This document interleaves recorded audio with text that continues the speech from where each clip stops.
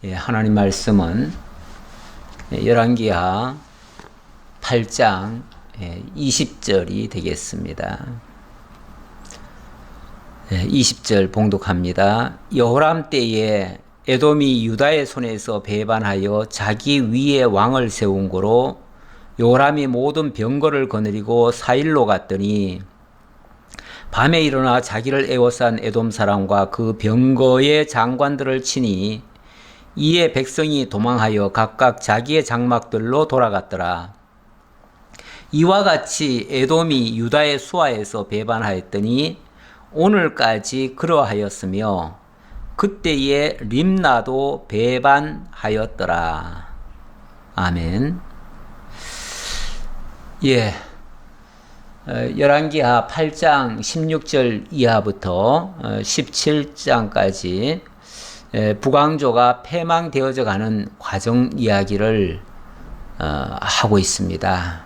지난주에 8장 16절 내용까지는 살펴봤고요. 오늘 20절부터 할 차례인데, 자, 하나님께서 남왕조에게는 다윗에게 언약한 것이 있습니다. 그래서 비록 남유다의 왕들이 좀 실수를 하고 잘못을 하더라도 하나님께서 남유다를 바로 멸망시키지는 않습니다. 하지만은 북이스라엘은 하나님께서 매우 진노하시며 그들을 심판대 아래에 밀어넣습니다. 그렇다고 해가지고 그럼 남유다는 그냥 하나님께서 다 덮어만 두시는가? 그렇지는 않지요. 남유다 역시 지난번에 보니까 남유다의 여호람 왕이 북쪽 아합의 집과 같이 악을 행했다 이렇게 말하고 있었죠. 잠깐 보시면요. 6장 16절부터 19절을 유다 왕 여호람이 아합의 길을 따라갔습니다. 남쪽의 왕인데 북쪽에 그 길을 따라갔다. 아주 이상한 일이죠. 아니 왜 남쪽 왕이 북쪽 왕의 길을 따라갑니까? 이거는 엄청난 시험 속에 빠진 겁니다. 이유는 다른 거 없어요. 이 여호람의 그 아내가 누구냐면은 아달랴예요. 아달랴. 아합 왕의 딸이죠. 그리고 그 아합의, 그러니까 그 아달랴의 또 어머니는 누구냐면 이세벨입니다. 이세벨 하면은 아주 유명한 우상 숭배자입니다. 바알과 아세라 신을 섬기는 우상 대장이에요. 그런 무속의 여자가 지금 남쪽 유다 왕에게로 시집을 왔어요. 시집을 왔으니 당연히 그 영향력을 미치죠. 그래서 남쪽의 유다 왕인데도 불구하고 북쪽의 길을 갔다. 이 말은 그의 부인이 완전히 무속에 찌들은 여자라서 그래요. 그래서 쉽게 말하면 남쪽도 망조에 든 거예요. 굉장히 이제 어려운 일을 당하게 생겼어요. 그런데 지난번에 뭐라고 그랬냐면 18절부터 봐야겠네요. 그가 이스라엘 왕들의 길을 가서 아합의 집과 같이 하였으니 이는 아합의 딸이 그의 아내가 되었음이라. 그가 여호와 보시기에 악을 행하였으나 여호와께서 그의 종 다윗을 위하여 유다 멸하기를 즐겨하지 아니하였으니.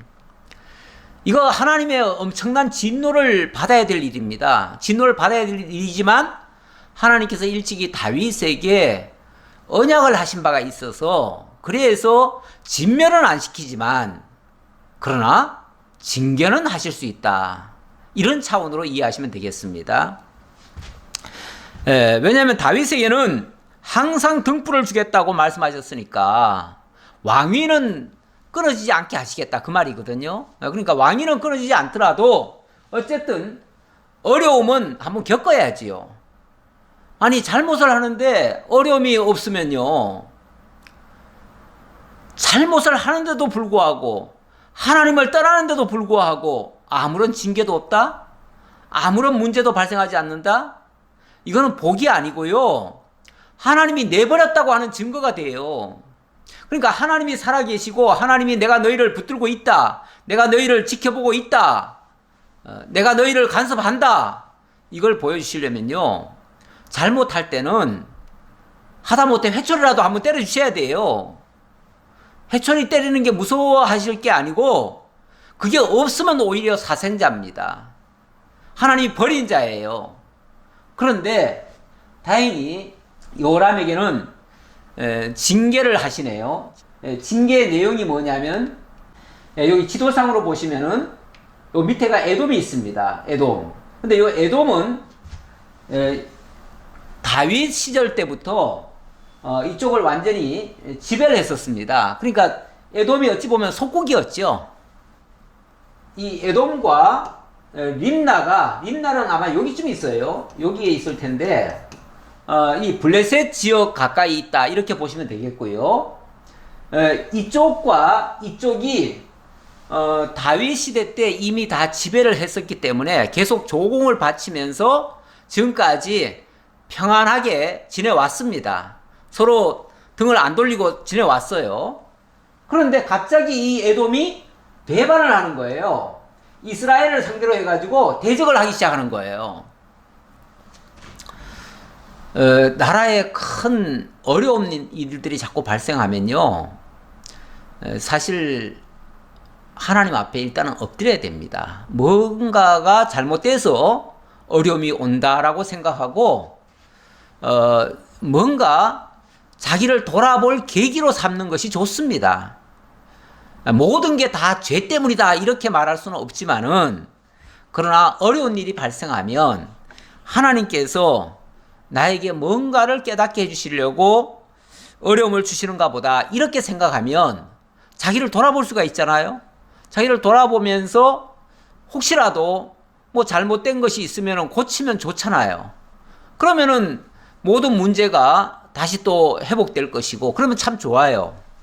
그런데 사람들은 하나님께서 뭔가를 깨닫게 하려고 어려움을 주면 하나님 앞에 엎드릴 생각을 먼저 하기보다는 당장 그 어려운 문제를 해결하려고 그 문제에 뛰어들어갑니다.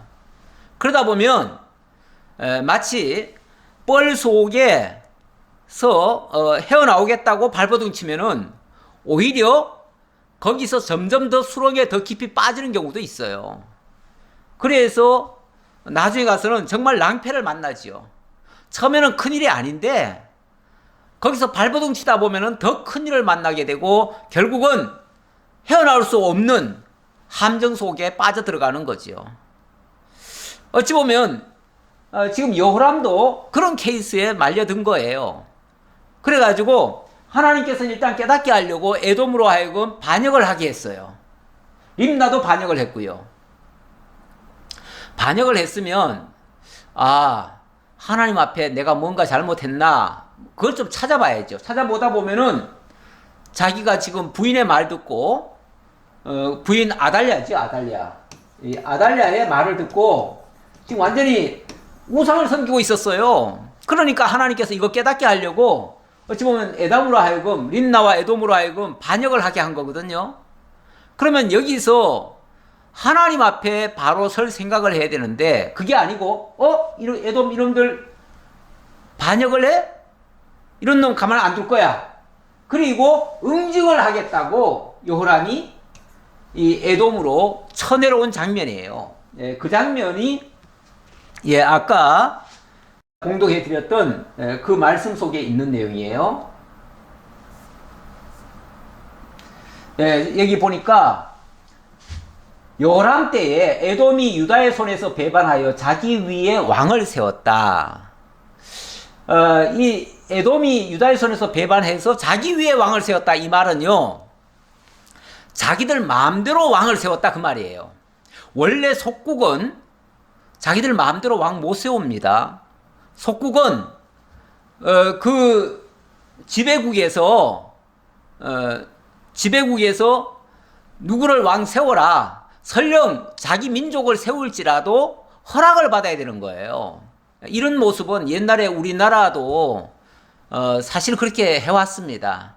옛날에 우리나라 조선이 500년에 그런 긴 그 역사를 가지고 있었다 그러지만 역사는 길었지만요. 사실은 계속해서 중국의 속국이었어요. 속국이라고 표현하면 좀 우리 성도님들도 기분이 나쁠지 모르겠는데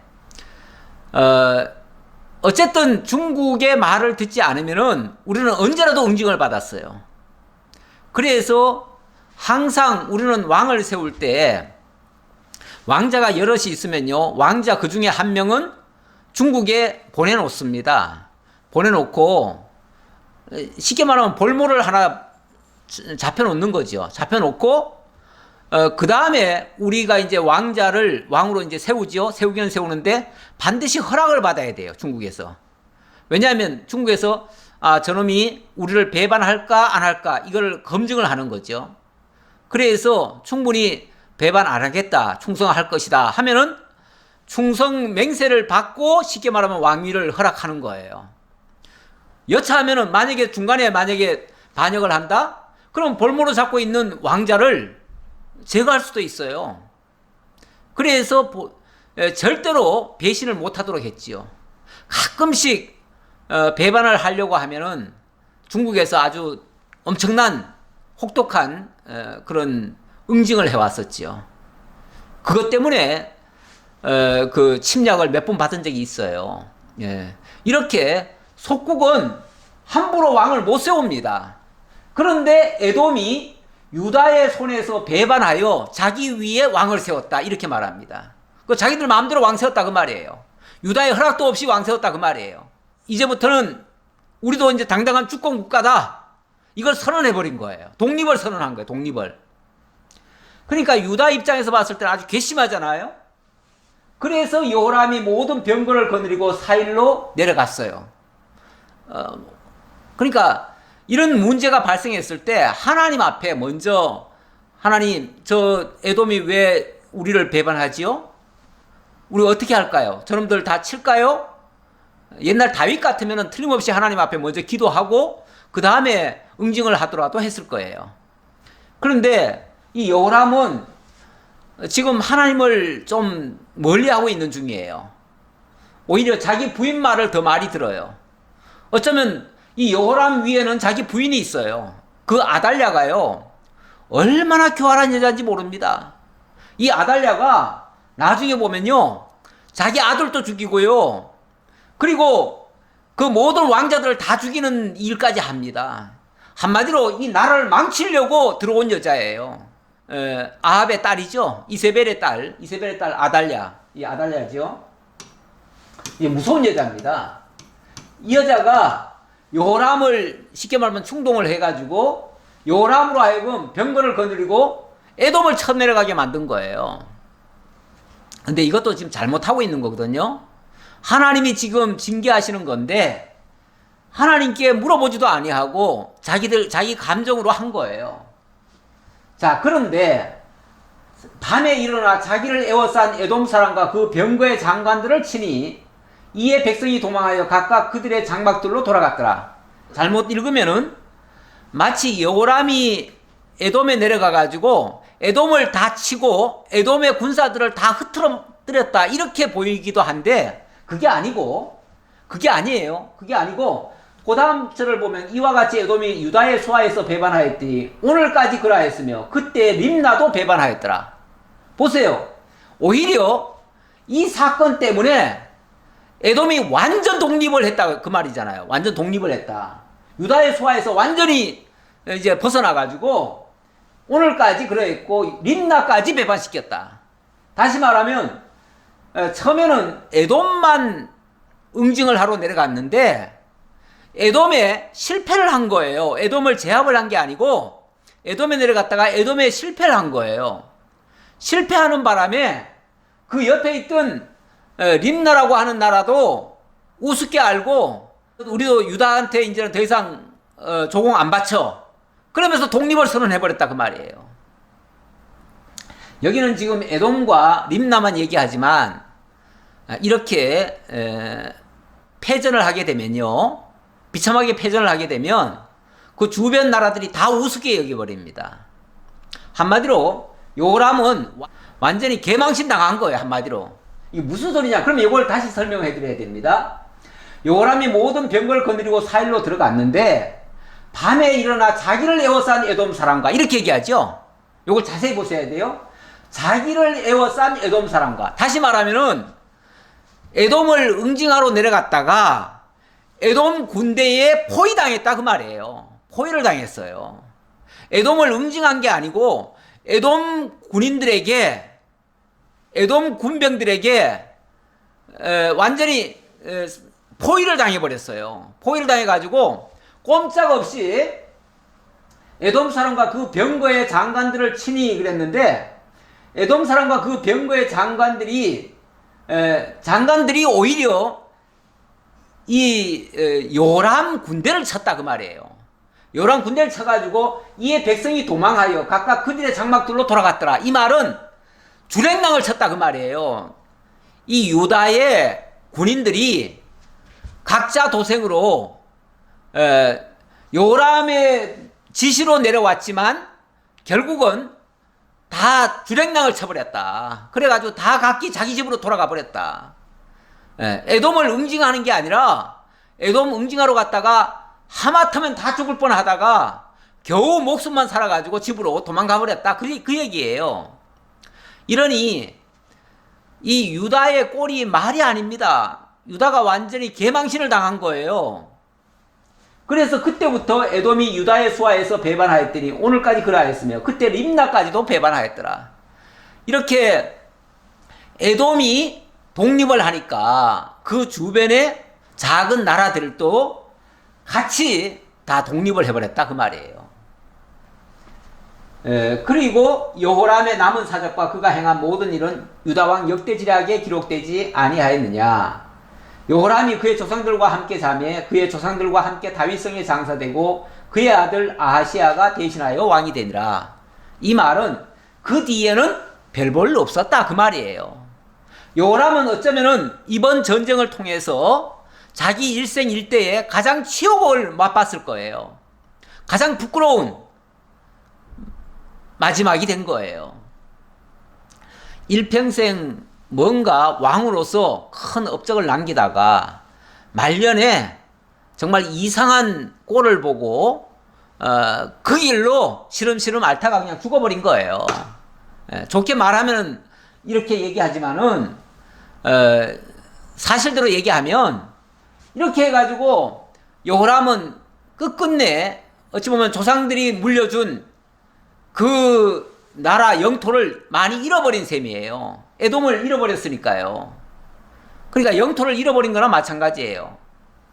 이렇게 되면 왕이 자기 당대에 많은 것을 잃어버린다, 경제적으로 많은 손해를 입혔다, 국가적으로 큰 손실을 입혔다 하면은요, 그것 때문에 제명에 못 삽니다. 시름시름 앓다가 그 길로 죽어요. 그래가지고 죽고 쉽게 말하면 그의 아들 아하시아가 대신하여 왕이 됐다 그 말이에요. 그래서 어찌 보면 지금 이 여호람의 마지막은 실패예요. 실패의 삶으로 된 거예요. 자, 그리고 이제 25절부터는 이제 아하시아 왕이 되는 거죠. 아하시아가 이제 왕이 되는데 이 아하시아는 아달랴가 어머니가 됩니다. 그런데 아달랴가 어머니면 이 아달랴가 영향을 미치지 않을까요? 자기 아들에게? 당연히 미치죠. 그래서 이 아하시아가 친이스라엘 행보를 보이다가 이 아하시아도 비참하게 죽임을 당합니다. 그 장면이 25절부터 나옵니다. 이스라엘의 왕 아합의 아들 요람 제12년에 유다 왕 여호람의 아들 아하시아가 왕이 되니 아하시아가 왕이 될 때 나이가 22세라. 예루살렘에서 1년을 통치하니라. 예루살렘에서 1년을 통치하니라. 그 말은 왕이 된 지 1년 만에 죽었다 그 말이에요. 나이도 아직 22세밖에 안 됩니다. 22세면은 한창 젊을 때고요. 아들은 낳았는지 어쩐지 모르지만 낳았어도 아직 어릴 테고요.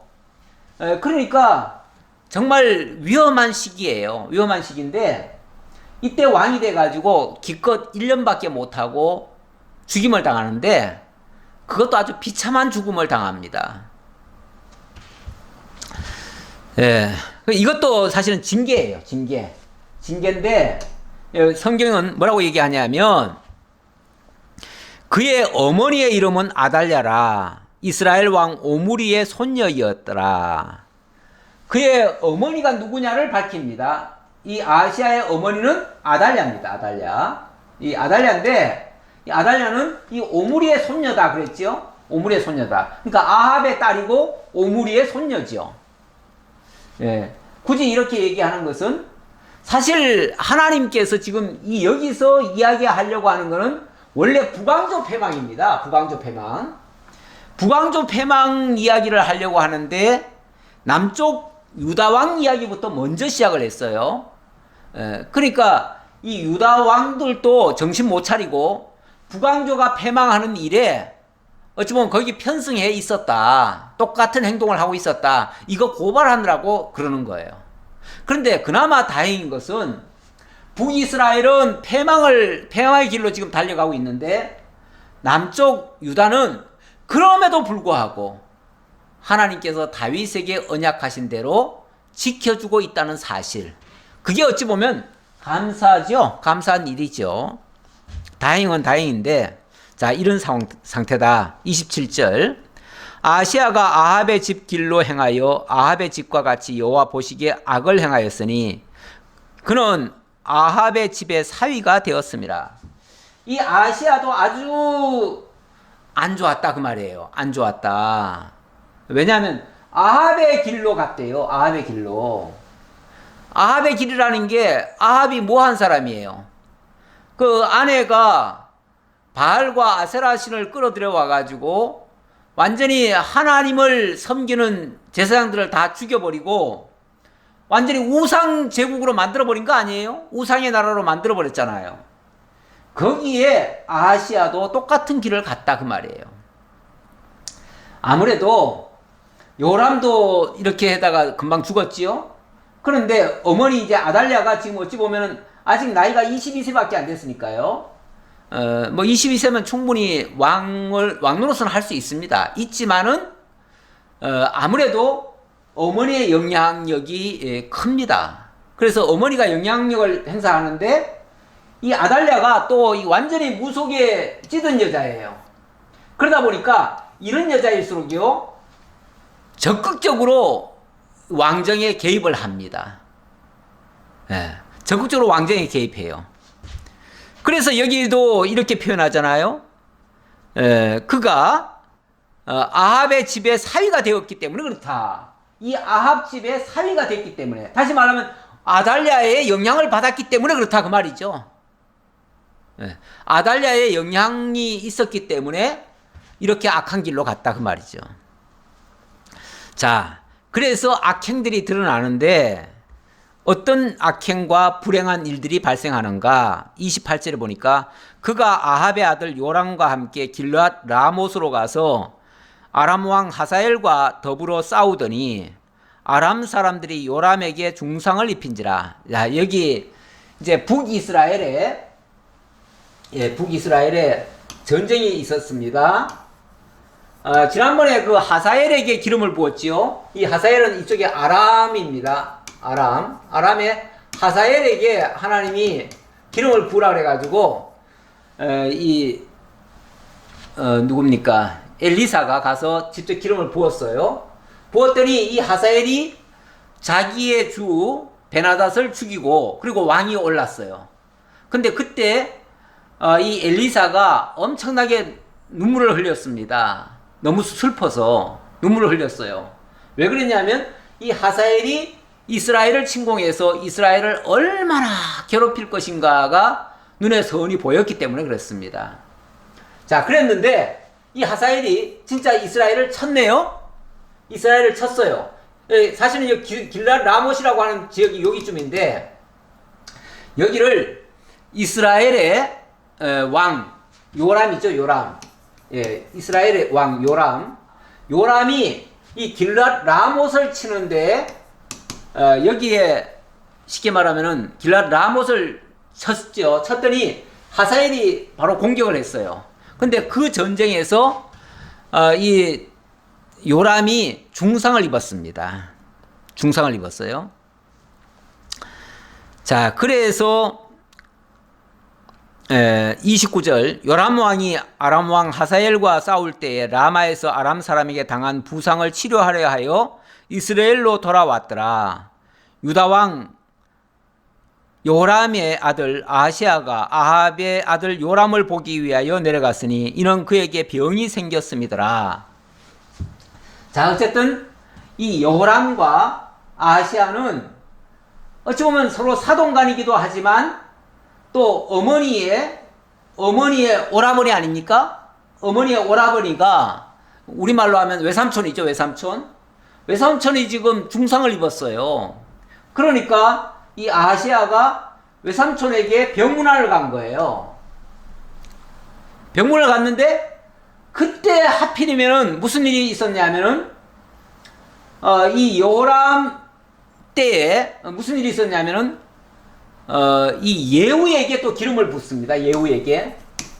여기 북이스라엘에는 예후라는 사람이 있었고 이 예후에게 엘리사가 기름을 붓습니다. 그러면은 여기도 이제 어떻게 보면 곧 정변이 일어날 조짐이죠. 그럴 때에 남쪽의 아시아가 북쪽을 방문을 했어요. 병문안을 갔어요. 병문안을. 자, 이렇게 되면 뭔가 굉장히 복잡해지죠. 이제 복잡한 일들이 지금 남북 간에 벌어지고 있습니다. 자, 벌어지고 있는데 어떻게 일이 전개되는가? 자, 다시 보시면은 이제 9장으로 넘어와 보면요. 북왕조가 이제 서서히 이제 몰락을 하기 시작합니다. 몰락하기 시작하는데 하나님께서 하사엘에게 기름 부은 이유가 뭐였죠? 그리고 예후에게 기름을 부으라고 한 이유가 뭐였죠? 북이스라엘 아합 왕가를 하나님이 혼내주시려고 그런 거예요. 아합 왕가에게 하나님이 진노를 쏟으시려고 그렇게 기름을 붓게 하신 거예요. 자, 9장 1절입니다. 네, 9장 1절에서는 엘리사가 예후에게 사환을 보내가지고 기름을 붓도록 하는 장면이 되겠습니다. 선지자 엘리사가 선자의 제자 중 하나를 불러 이르되 너는 허리를 동이고 이 기름병을 손에 가지고 길랏 라못으로 가라. 거기에 이르거든 님시의 손자 여호사밧의 아들 예후를 찾아 들어가서 그의 형제 중에서 일어나게 하고 그를 데리고 골방으로 들어가 기름병을 가지고 그의 머리에 부으며 이르기를 여호와의 말씀이 내가 너에게 기름을 부어 이스라엘 왕으로 삼노라 하셨느니라 하고 곧 문을 열고 도망하되 지체하지 말지니라 하니. 예, 지금 이스라엘 땅에 예후라고 하는 사람이 있었습니다. 예후. 이 예후라고 하는 사람에게 이 엘리사가 사환을 하나 보냈어요. 엘리사가 사환을 보내가지고 너는 이제 예후를 찾아가서 예후에게 기름을 부어라. 붓는데 지금 분명히 왕이 있잖아요. 왕이 있는데 만약에 어떤 사람에게 기름을 붓는다? 이거는 반역 행위입니다. 반역 행위이기 때문에 모든 사람이 보는 앞에서 그렇게 할 수는 없습니다. 그러니까 엘리사가 사환을 시켜가지고 몰래 기름을 붓게 합니다. 그러다 보니까 너는 예후에게 가서 예후가 여러 사람하고 같이 있을 거 아닙니까? 같이 있으면은 이끄들랑 예후 보고 잠깐 할 말이 있다. 그러니 너 이리 와서 나하고 골방으로 가자 해가지고 골방에 들어가서 기름을 부으라는 거예요. 기름 붓고는 뒤도 돌아보지 말고 그냥 도망치라. 이렇게 얘기를 했습니다. 그러면 그 뒤에 일은 하나님이 다 알아서 하신다. 그 말이죠. 어쨌든 가서 기름만 막 붓고 와라. 그 얘기예요.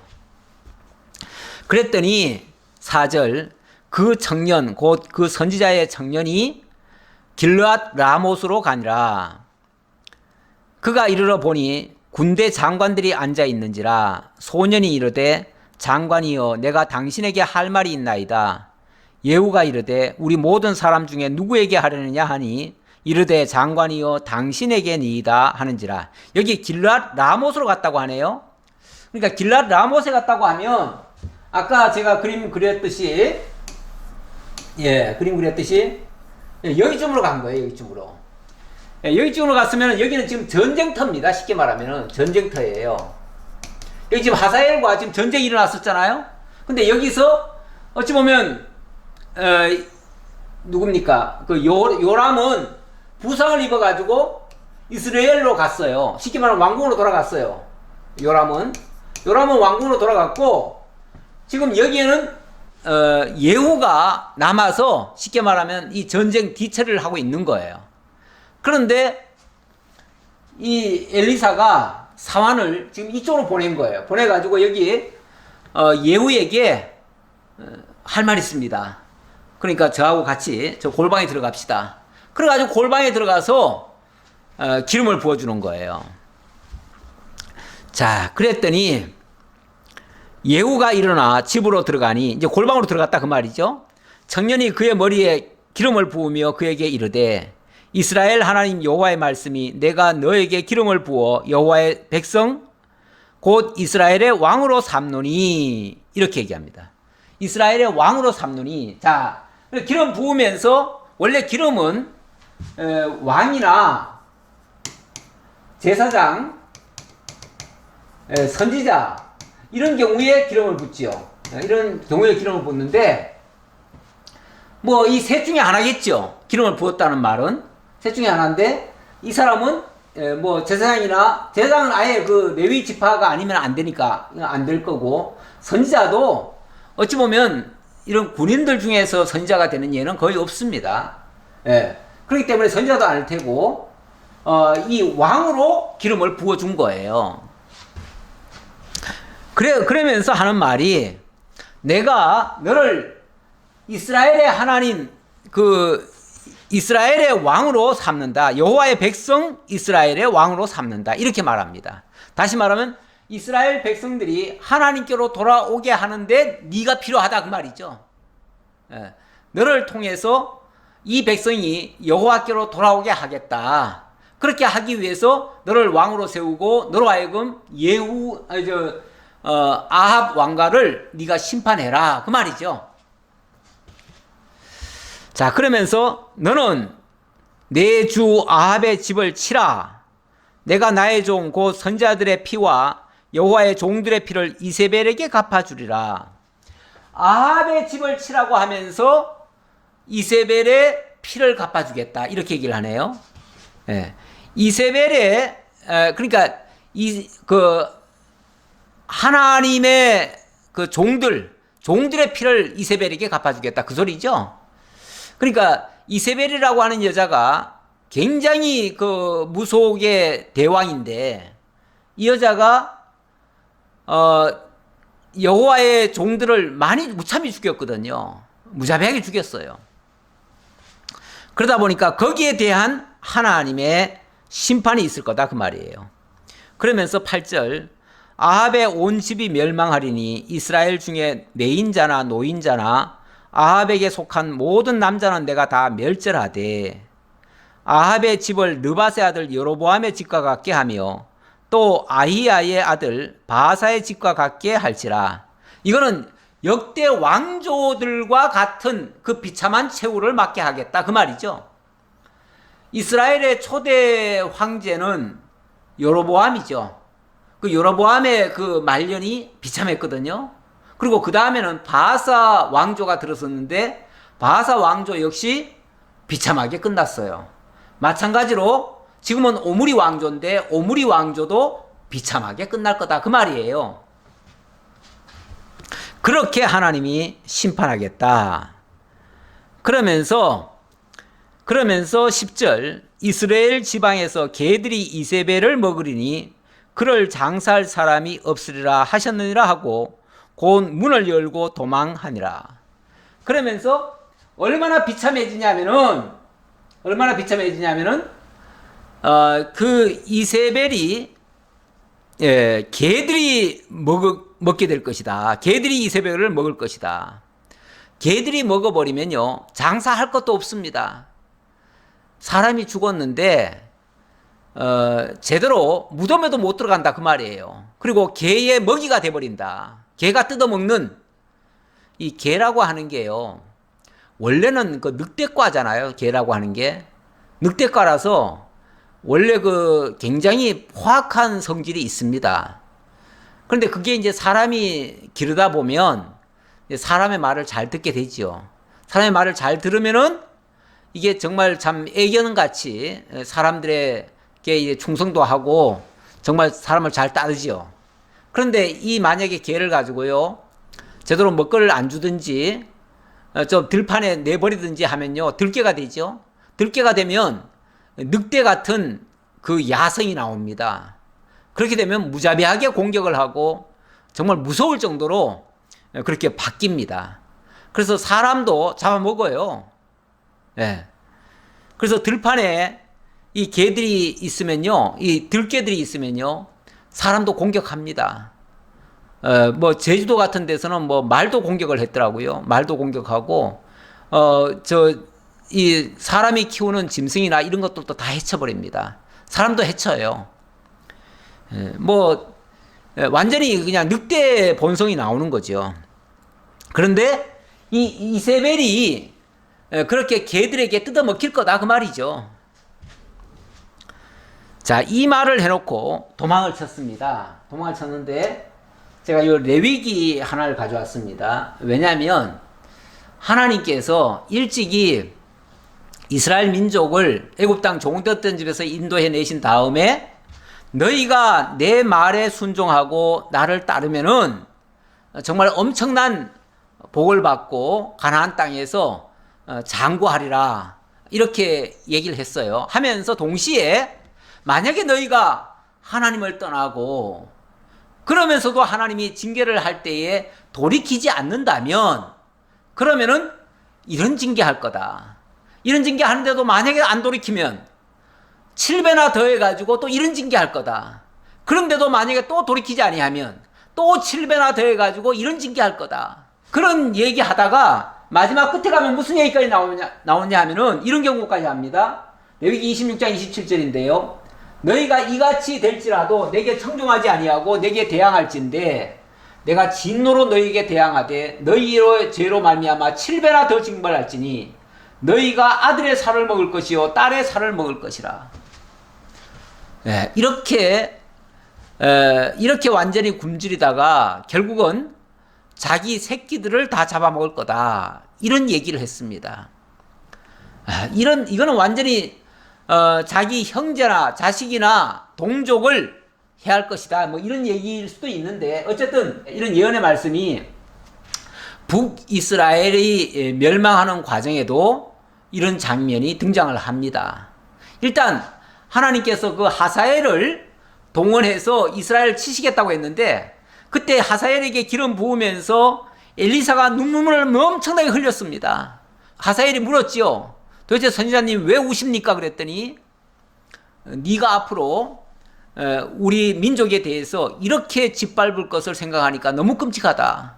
그러면서 네가 그 아이들을 내어치고 그 다 죽일 것이다. 그리고 뭐 아이벤 여인의 배를 가를 것이다. 막 이런 얘기도 합니다. 무자비한 얘기를 했지요. 그런데 그런 예언의 말씀이 어찌 보면 그 하사엘을 통해서 이루어집니다. 이루어지고 그리고 하사엘에게서 남은 자들이 있는데 그 남은 자들은 예후를 통해서 그렇게 되어집니다. 그래서 예후에게 기름을 붓는 것도 하사엘로 하여금 1차적인 징계를 하고 하사엘의 징계로도 안 된 사람들 그래도 회개하지 않은 경우는 이 예후를 통해서 또 징계하겠다 그 말이죠. 자 11절입니다. 예후가 나와서 그의 주인의 신복들에게 이르니 한 사람이 그에게 묻되 평안이냐? 그 미친 자가 무슨 까닭으로 그대에게 왔더냐? 대답하되 그대들이 그 사람과 그 말한 것을 알리라 하더라. 이제 어쨌든 아까 그 엘리사가 보낸 사환이 갑자기 오자마자 이 예후에게 예후님, 제가 장관님께 말씀드릴 게 있습니다. 저하고 얘기 좀 합시다. 그러면서 저 골방에 들어가서 얘기합시다 하면서 골방에 들어간 거 아닙니까? 그리고 골방에 들어가서 기름을 갑자기 부어버린 거 아닙니까? 그리고는 문을 열고 그 길로 도망가 버렸지 않습니까? 그러니까 그 장면을 보고 딴 사람들은 어떻게 생각했냐면은 저 미친놈 아닌가? 왜 갑자기 오더니 예후만 보자고 하고 그리고는 가버리는가? 그래서 한다는 소리가 예후 장관님, 도대체 저놈이, 저 미친놈이 무슨 소리 하고 갔습니까? 무슨 짓 하고 갔습니까? 그렇게 물었던 거죠. 그랬더니 그대들이, 여러분들이, 그 말이에요. 여러분들이 내가 그 사람과 무슨 이야기를 나눴는지 조금 있으면 알게 될 것이다. 이렇게 얘기를 하는 거예요. 그랬더니 무리가 이르되 당치 아니한 말이라. 청하건대 그대는 우리에게 이르라 하니, 그대는 우리에게 이르라 하니, 무슨 소리냐면 나중에 알게 될 거다. 그러니까 무슨 그런 당치 않는 소리 합니까? 지금 알려주십시오. 왜 나중에 안다고 합니까? 무슨 저놈이 무슨 짓을 했는지 우리가 알아야 거기에 대해서 대응을 하지요. 뭐 이런 뜻이겠죠. 어떤 미친놈이 왔다가 갔는데 나중에 알게 될 거다 이렇게 말하는 건 좀 그렇잖아요. 그러니까 지금 무슨 일이 있었는지 당장 지금 알려주십시오. 이렇게 얘기했던 거죠. 그랬더니 대답하되 그가 이리 내게 말하여 이르기를 여호와의 말씀이 내가 너에게 기름을 부어 이스라엘 왕으로 삼는다 하셨다 하더라 하는지라.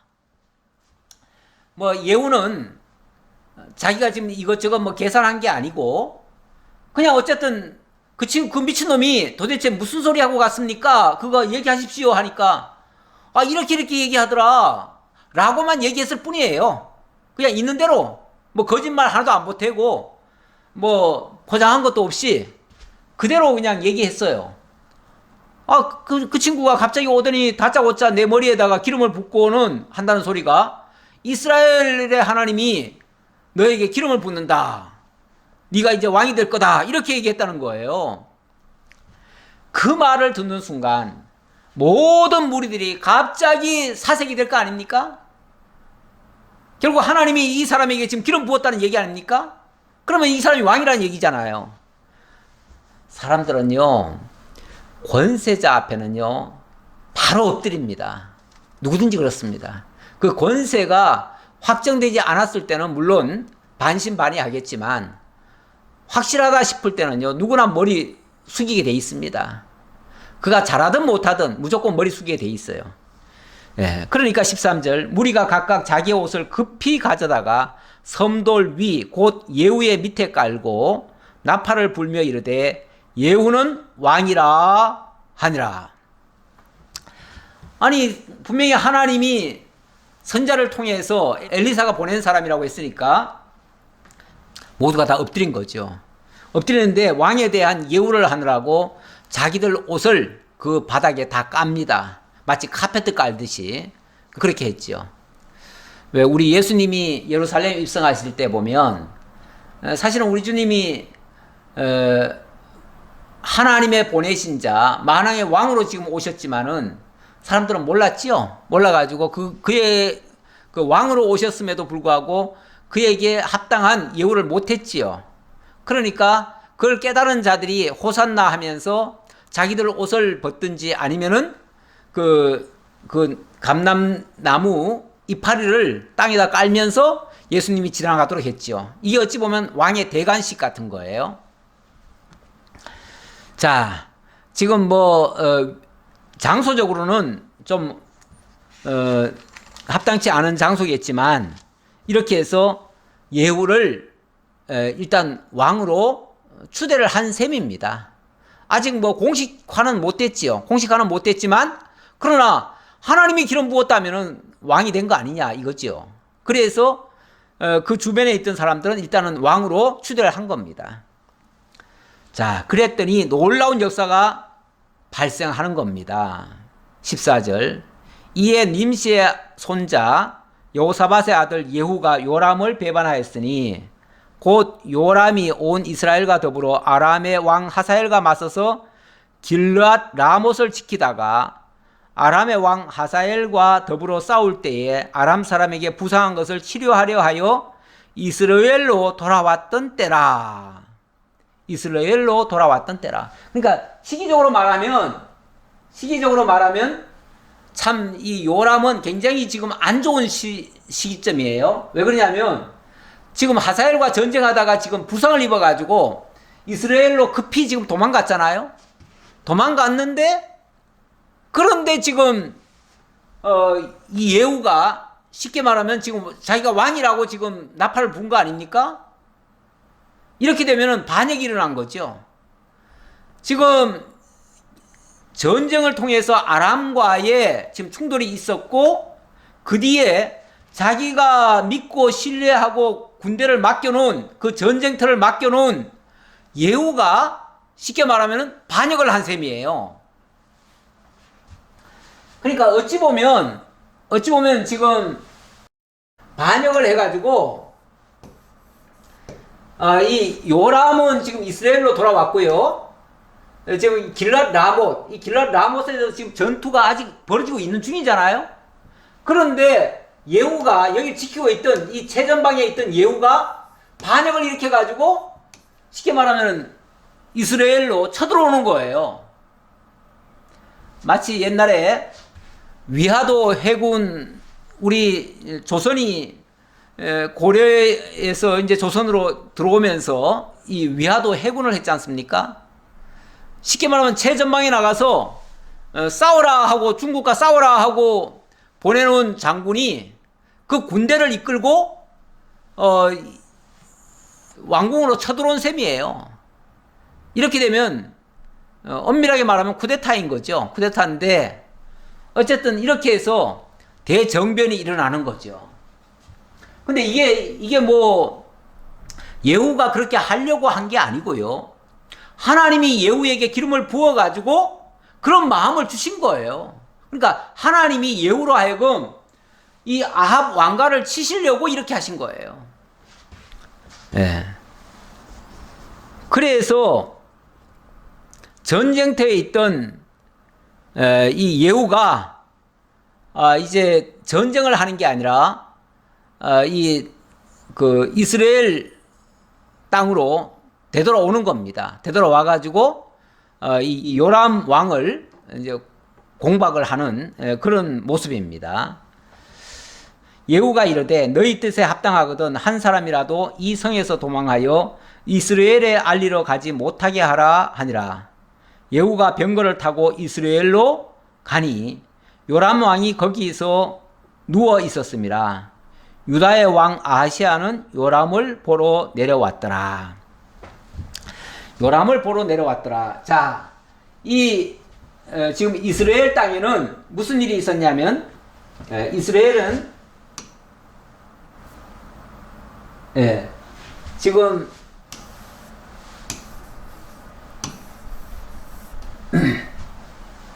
자, 지금 여기 이스라엘이잖아요. 이스라엘에 지금 성 안에 지금 요람이 와 있습니다. 요람이 와 있는데 요람은 지금 여기 길랏 라못에서 지금 상처를 입어가지고 병 치료차 이스라엘로 돌아왔어요.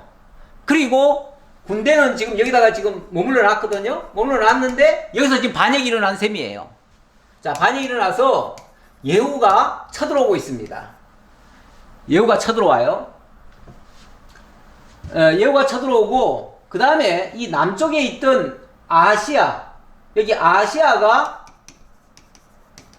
이 요람을 방문하러 올라왔어요.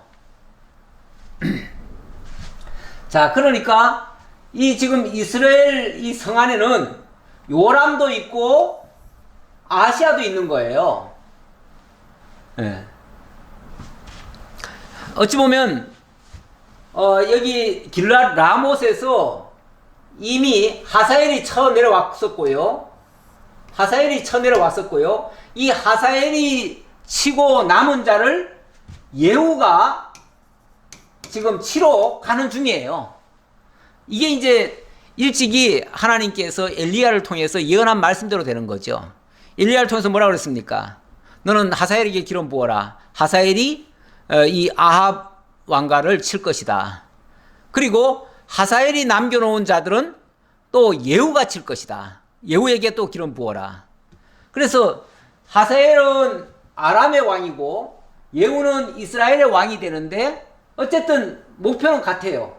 다 이 아합 왕가를 무너뜨리기 위한, 이 아합 왕가를 무너뜨리기 위한 하나님의 일꾼들인 셈이에요. 하나님은 저 원수 같은 사람들도 다 쓰십니다. 당신의 선한 목적을 이루는데 뭐 악한 도구로 쓰겠죠. 악한 도구로 쓰는 거예요. 자, 이런 역사가 자 일어나고 있는 중입니다. 이거 굉장히 심각하죠? 굉장히 심각합니다. 17절로부터 조금만 더 보죠. 이스라엘 망대에 파수꾼 하나가 서 있더니 예후의 무리가 오는 것을 보고 이르되 내가 한 무리를 보나이다 하니 요람이 이르되 한 사람을 말에 태워 보내어 맞이하여 평안하냐 묻게 하라 하는지라. 한 사람이 말을 타고 가서 만나 이르되 왕의 말씀이 평안하냐 하시더이다 하매 예후가 이르되 평안이 내게 무슨 상관이 있느냐 내 뒤로 물러나라 하니라. 예. 드디어 쿠데타가 일어난 겁니다. 다시 말하면은 예후가 갑자기 군대를 이끌고 이 이스라엘 성 안으로 쳐들어온 거예요. 들어오니까 예후가 보니까 깜짝 놀랐어요. 왜냐면 여기 파수꾼이 이제 보고할 거 아닙니까? 파수꾼이 왕한테 지금 저 군대가 지금 들어오고 있습니다. 근데 우리 군대가 지금 들어오고 있습니다. 근데 요람이 지금 명령을 하지 않았잖아요. 쉽게 말하면 퇴각하라고 명령한 적이 없잖아요. 그런데 군대가 들어온다? 이거는 뭔가가 심상치 않은 거예요. 그래서 요람이 사람을 보냈어요. 사람을 보내가지고 뭐라 그랬냐면은 네가 평안이냐 이렇게 물었는데 그 말은 네가 전쟁에 승리하고 승리의 소식을 가지고 왔느냐 아니면 왜 돌아왔느냐 그 말이죠. 돌아오는 이유는 두 가지밖에 없어요. 승리하고 승리의 보고서를 가지고 올 수도 있고요. 아니면은 반역인 겁니다. 둘 중에 하나예요. 왜냐하면 왕이 명령한 적 없잖아요. 오라고 명령한 적이 없어요. 그러니까 원래 왕궁에는요 군대가 함부로 들어오는 게 아니에요. 원래 왕 곁에 군대가 그렇게 칼 차고 그렇게 들어오는 거 아니에요. 그런데 지금 이들이 들어오니까 그래서 평안이냐 그 말은 승리하고 승리의 소식을 가져왔느냐 뭐 그런 식의 의미예요. 그랬더니 평안이 너하고 무슨 상관이냐 너희들이 무슨 평안을 찾느냐 이런 식의 반응이죠. 완전히 예후가 아주 날카로운 말로 단호하게 그 말을 거절하면서 평안이 너하고 무슨 상관이 있느냐 하면서 물러나라 하고서 내쳐버리는 거예요. 사자가 그들에게 갔으나 돌아오지 아니하나이다 하는지라. 이제 내 뒤로 물러가라 했으니까 원래는 그렇게 물은 사람들이 왕에게 다시 와서 보고를 해야 되는데 아니 가서 간 사람들마다 안 와요. 안 오니까 다시 사람을 또 보낸 거죠. 다시 한 사람을 말에 태워 보내었더니 그들에게 가서 이르되 왕의 말씀이 평안하냐 하시더이다 하매 예후가 이르되 평안이 내게 상관이 있느냐 내 뒤를 따르라 하더라. 평안이 너하고 무슨 상관이 있느냐 그 말이죠. 막말로 내가 이기든 지든 너하고 무슨 상관이 있느냐 이 말인데 이제 그 말은 본격적으로 이제 나 반란군이다 그 얘기나 똑같은 소리예요. 그러니까 너는 딴소리 하지 말고 내 뒤나 따라 그 말이죠. 나와 함께 쉽게 말하면 같이 저 왕을 치러 가야 되는데 거기 가야 된다 그 말이죠. 그랬더니 파수꾼이 또 전하여 이르되 그도 그들에게로 갔으나 돌아오지 아니하고 그 병거 모는 것이 님시의 손자 예후가 모는 것 같이 미치게 모나이다 하니 미치게 모나이다 하니 예 보세요. 이 지금 예후가 쳐들어오는 장면이 만약에 승리하고 개선장군처럼 들어올 것 같으면요 아주 평화로운 모습으로 들어오지요. 급히 달려올 게 하나도 없어요. 평화롭게 아주 뭐 환호를 받으면서 모든 백성들로 하여금 환호를 받으면서 박수 받으면서 그렇게 올 거 아니겠어요? 근데 그런 시기로 오는 게 아니라 말을 급히 몰아서 오고 있어요. 이거는 뭔가 큰 변고가 있는 거예요. 이 정상적이 아니에요. 원래 왕 앞에 그렇게 위협적으로 들어올 수가 없습니다. 이렇게 되면은 어떻게 되겠어요? 이건 분명히 반역이죠. 이거는 이제 곧 이 예후가 이 아합 왕가를 심판하기 위해서 오는 장면인데, 예, 제가 성경을 한 구절을 가져온 게, 이거는 이제 예레미야와 예레미야 애가의 말씀인데, 하나님이 그 심판하실 때 이렇게까지 응징하신다라는 말씀을 설명드리려고, 아까 제가 그 레위기 26장에 그 예언된 말씀이 있으니까 그 예언된 말씀이 어떻게 이루어졌는가를 보려고 하는 겁니다. 이렇게 되면 이스라엘은 아주 비참한 상황이 될 겁니다. 물론 이건 제가 예레미야에서 가져왔기 때문에 이거는 나중에 유다 왕국이 이렇게 될 거라는 얘기긴 하지만 북이스라엘도 분명히 이런 일이 있어요. 지난번에 왜 베나닷이 쳐들어왔을 때 그런 일이 있었잖아요. 실제 그 사건이 있었어요. 예레미야 19장에 보면 그들의 원수와 그들의 생명을 찾는 자들에게 둘러싸여 공경에 빠질 때에 내가 그들이 아들의 살, 딸의 살을 먹게 하였고 또 각기 친구의 살을 먹게 하리라 하셨다 하고, 자, 이런 일이 있었다는 얘기고, 예레미야 애가에서도 딸 내 백성이 멸망할 때 자비로운 부녀들이 자기들의 손으로 자기들의 자녀들을 삶아 먹었도다. 이건 실제로 그런 일이 훗날에 있었다는 얘기예요. 하나님의 응징이 있으면요, 하나님의 심판이 있으면 이렇게 무자비한 상황으로 바뀔 수 있다는 모습이고, 이거는 물론 뭐 이번 주에는 아직 안 나왔는데요, 나중에 이 개들의 먹이가 된다, 그런 얘기예요. 예, 그런 얘기고, 제가 오늘 결론의 말씀은 아모스 말씀을 가져왔습니다. 아모스 8장 11절의 말씀인데요, 주 여호와의 말씀이니라. 보라, 날이 이를지라 내가 기근을 땅에 보내리니 양식이 없어 주림이 아니며 물이 없어 가람이 아니요 여호와의 말씀을 듣지 못한 기갈이라. 사람이 이 바다에서 저 바다까지 북쪽에서 동쪽까지 비틀거리며 여호와의 말씀을 구하려고 돌아다녀도 얻지 못하리니 그날에 아름다운 처녀와 젊은 남자가 다 갈하여 쓰러지리라. 나중에 하나님의 심판 아래 들어가게 되면 이런 정말 고통스러운 일들이 발생하게 될 것이다.